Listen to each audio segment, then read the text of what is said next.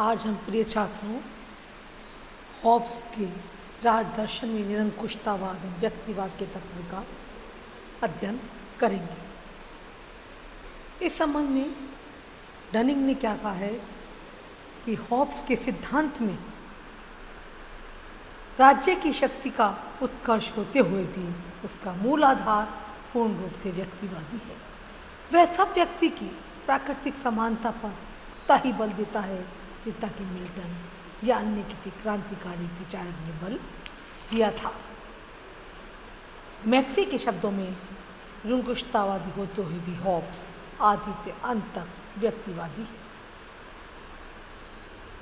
Sabine ने कहा है कि हॉब्स ने एक व्यक्तिवादी के रूप में अपने विचारों का प्रारंभ में प्रतिपादन किया, परंतु उसके विचारों का अंत निरंकुशतावाद में होता है। हॉब्स के संप्रभु की विशेषताएं निम्नलिखित हैं। यानी हॉब्स ने क्या कहा है, सामाजिक समझौते के परिणाम स्वरूप भी निरंकुश राज्य की उत्पत्ति होती है, जिसमें क्या होता है, उन्होंने क्या कहा है, प्राकृतिक अवस्था शाश्वत संघर्ष की अवस्था थी जिसका अंत करने के लिए लोगों ने क्या किया है, एक सामान्य सत्ता की स्थापना पर बल दिया है। इसके लिए क्या कर रहे हैं, प्रत्येक व्यक्ति दूसरे व्यक्ति के साथ एक समझौता अनुबंध करता है। प्रत्येक व्यक्ति इस आशय की शपथ लेता है कि मैं इस व्यक्ति को या व्यक्ति समूह को इस शर्त पर अपना अधिकार देता हूँ तथा स्वयं अपने पर शासन करने का अधिकार का परित्याग करता हूँ कि तू भी अपने अधिकार इसी व्यक्ति को देगा और स्वशासन के अधिकार छोड़ देगा। हॉब्स के संप्रभु की जो विशेषताएं हैं वो निम्नलिखित है। पहला, संप्रभुता असीमित, यानी हॉब्स की संप्रभुता की प्रमुख विशेषता क्या है, असीमितता। यानी संप्रभुताधारी ईश्वरीय प्राकृतिक या अन्य किसी भी कानून से बाध्य नहीं है। राजकीय कानून संप्रभु की आज्ञाएं मात्र हैं और वे उनसे ऊपर है। उस पर यदि कोई अंकुश और नियंत्रण लगाया जाए तो फिर वह संप्रभु ही नहीं रह जाता। इस प्रकार संप्रभुता पूर्णतः असीम और निरंकुश है।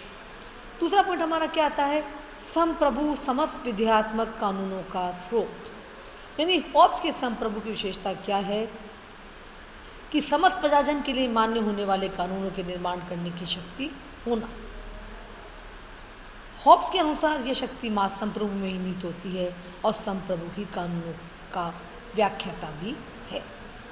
नेक्स्ट है संपत्ति का सृष्टा और नियामक। यानी हॉब्स के अनुसार संपत्ति की सृष्टि भी संप्रभु ही करता है, क्योंकि संपत्ति के कानूनी अधिकार का जन्म राज्य के साथ हुआ है। संपत्ति का सृष्टा संप्रभु ही होने के कारण संप्रभु जब चाहे व्यक्ति से उसकी संपत्ति ले सकता है।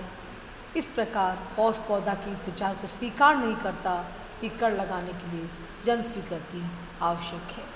नेक्स्ट, प्रशासनिक शक्तियों का एकमात्र स्रोत। नेक्स्ट, संप्रभु ही न्याय का स्रोत। छठा है हमारा अधिकार केवल संप्रभु में नहीं, यानी राज्य में हॉब्स विद्यमान किसी भी व्यक्ति, परिवार, चर्च या अन्य किसी समुदाय के अधिकारों को स्वीकार नहीं करता और ये प्रतिपादित करता है कि व्यक्ति और समुदायों का एकमात्र स्रोत संप्रभु है। उन्हें केवल वही अधिकार प्राप्त हो सकते हैं जो संप्रभु के द्वारा स्वीकार किए जाए। व्यक्ति या समुदाय संप्रभु के विरुद्ध किसी भी अधिकार का दावा नहीं कर सकते। इस संबंध में हॉब्स एक अपवाद अवश्य ही स्वीकार करता है और वह है व्यक्ति की आत्मसुरक्षा का अधिकार। नेक्स्ट हमारा आता है युद्ध और शांति का निर्णय। हॉब्स न केवल आंतरिक क्षेत्र में ही वरन अंतर्राष्ट्रीय क्षेत्र में भी संप्रभुता की असीमितता का प्रतिपादन करता है। उसके अनुसार युद्ध और शांति का एकमात्र निर्णायक संप्रभु ही है। नेक्स्ट, संप्रभुता अविभाज्य और अधेय। नेक्स्ट, संप्रभुता का क्षेत्राधिकार सर्वव्यापी। नेक्स्ट, चर्च संप्रभु के अधीन। हॉब्स की विचारधारा में स्वाधीन और स्वतंत्र चर्च के लिए कोई स्थान नहीं है। चर्च ईसाई धर्म में विश्वास रखने वाले व्यक्तियों का एक संघ है जो एक संप्रभु के अधीन संगठित है और संप्रभु की आज्ञा से ही अपना सम्मेलन कर सकते हैं। संप्रभु को ही धार्मिक ग्रंथों की व्याख्या करने का अधिकार है और राज्य के अंतर्गत अन्य निगमों की तरह ही चर्च का प्रधान संप्रभु ही होता है। मैक्सी भी क्या कहता है, हॉब्स का लेवियाथन केवल संप्रभुता के सिद्धांत का और राज्य को एक साधन के रूप में मानने का ही ग्रंथ नहीं है, वे व्यक्तिवाद का भी प्रबल समर्थक है।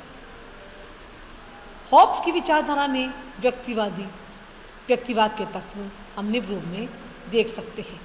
पहला, मानव स्वभाव संबंधी धारणा, कि हॉब्स ने जो मानव के स्वभाव संबंधी धारणा बताई है वो उसकी व्यक्तिवादी विचारधारा के अनुकूल ही है, समाजवाद या आदर्शवाद के अनुकूल नहीं है। हॉब्स अरस्तु के समान व्यक्ति को एक सामाजिक प्राणी नहीं मानता, वरन असामाजिक प्राणी कहता है जो आत्म केंद्रित है और मनोवेगों, अहंकार और लोभ से प्रेरित होता है। हॉब्स की विचारधारा के अंतर्गत यह व्यक्तिवाद का मनोवैज्ञानिक तत्व है और इसके आधार पर केवल व्यक्तिवादी धारणा की ही रचना हो सकती है। नेक्स्ट, राज्य साधन है, व्यक्ति साध्य। हॉब्स के चिंतन में राज्य एक साधन है, व्यक्ति साध्य है। राज्य के लिए व्यक्ति का निर्माण नहीं होता, बल्कि व्यक्ति की सुरक्षा और शांति के लिए राज्य का निर्माण होता है। हॉब्स के दर्शन में व्यक्ति या व्यक्तिगत स्वार्थ के अतिरिक्त जन समुदाय या सामान्य इच्छा या सार्वजनिक हित नाम की कोई धारणा नहीं है। नेक्स्ट, राज्य एक कृत्रिम संस्था है। नेक्स्ट, आत्मसंरक्षण का अधिकार, यानी हॉब्स के अनुसार अपने जीवन की रक्षा के लिए ही प्राकृतिक दशा का अंत करने के उद्देश्य से मनुष्यों ने सामाजिक समझौता किया था, राज्य की अधीनता स्वीकार की थी। राज्य के बन जाने से उनके शेष सब अधिकार समाप्त हो जाते हैं, किंतु आत्मसंरक्षण का अधिकार समाप्त नहीं होता। राज्य के अस्तित्व का उद्देश्य ही व्यक्ति के जीवन की रक्षा है। यदि राज्य का कोई नियम नागरिक के जीवन पर आघात करता है तो वह इसका विरोध कर सकता है। हॉब्स के शब्दों में जनता प्रभु की आज्ञा उसी समय तक मानने के लिए बाध्य है जब तक उसमें जनता को संरक्षण प्रदान करने की शक्ति हो। प्रत्येक व्यक्ति को यह अधिकार है कि प्रभु की ऐसी आज्ञाओं का पालन न करे जिनमें उसे अपने आप को मारने, घायल करने या अंग भंग करने का आदेश हो। हॉब्स का व्यक्ति सेना में भर्ती होने से मना कर सकता है और केवल इतना ही नहीं, हॉब्स व्यक्ति को जेल से भाग जाने का भी परामर्श देता है। नेक्स्ट, राज्य के कार्यों की निषेधात्मक धारणा। आर्थिक क्षेत्र में भी हॉब्स हस्तक्षेप की नीति का समर्थन करता है।